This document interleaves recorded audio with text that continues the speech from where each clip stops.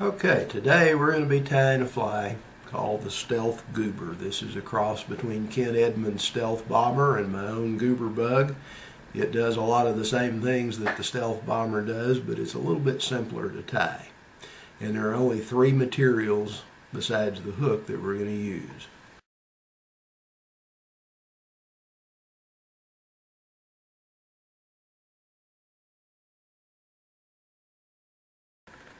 Our hook is a Mustad 3366 size 4. Very inexpensive but very effective hook for bass flies. Since we're going to be doing this in an olive, we're going to lay a thread base of olive 6/0 thread.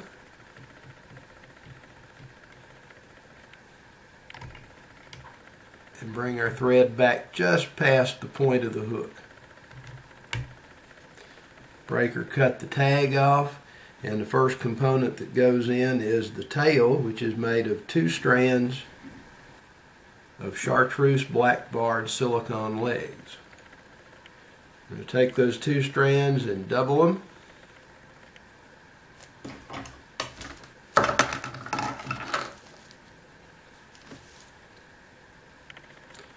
And cut that in half.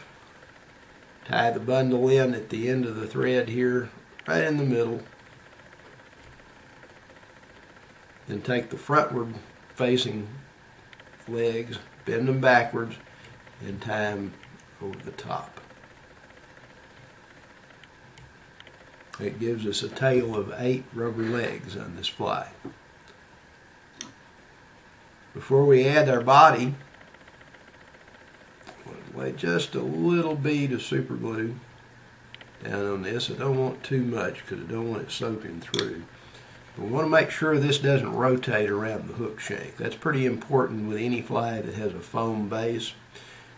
All right, what we're going to tie in now is a piece of 2mm foam that's been cut to shape with a River Road Stealth Bomber cutter in size 6.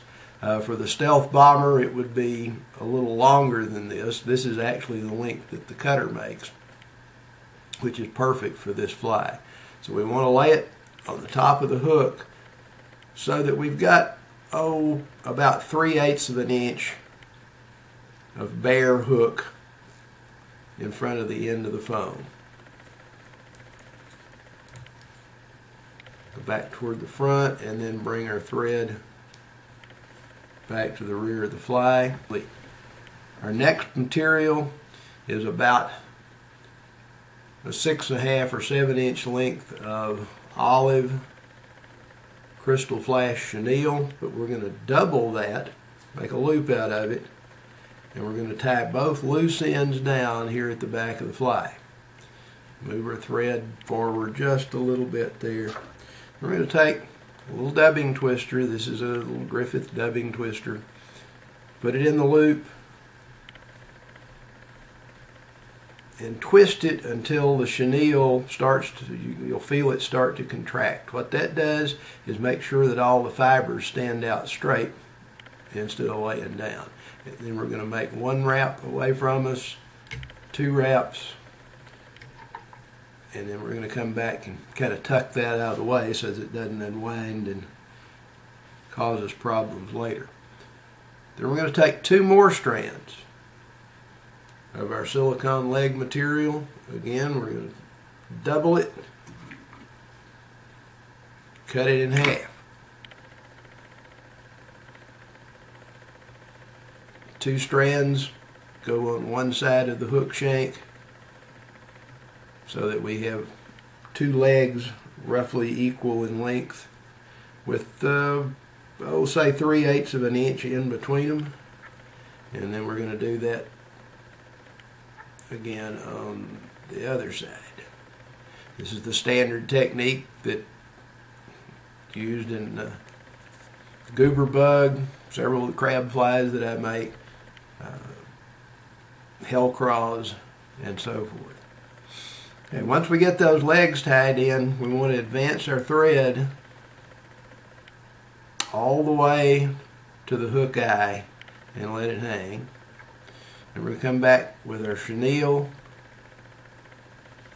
And depending on how much room you left in there, 1 or 2 wraps of the chenille.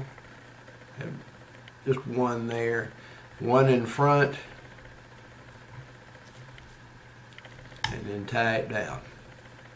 Clip it off.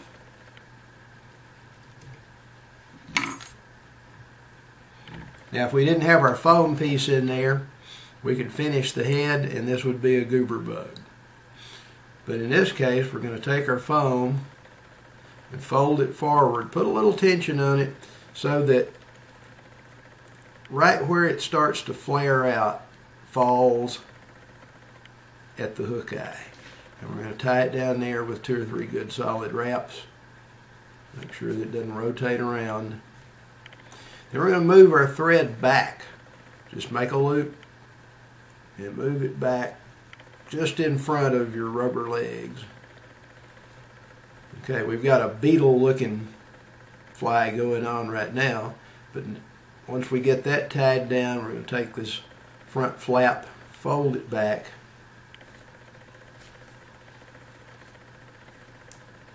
and make 3 or 4 good hard wraps at the same spot.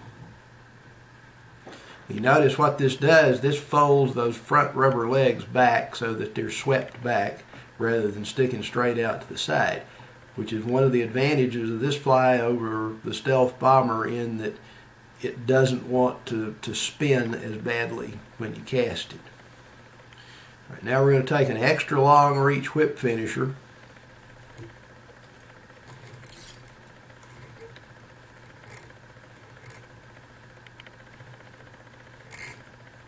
and put our final finish on it. Pull that down tight, clip the thread, and add just a little bit of super glue to hold it in place. Very simple fly to make, very effective, particularly in ponds that have a lot of frogs in them. Anywhere that bass are feeding on the surface, this will work. Other colors that are effective are black. White is good, particularly on schooling bass. Whatever color foam and rubber legs that you happen to like for bass flies will work for this one.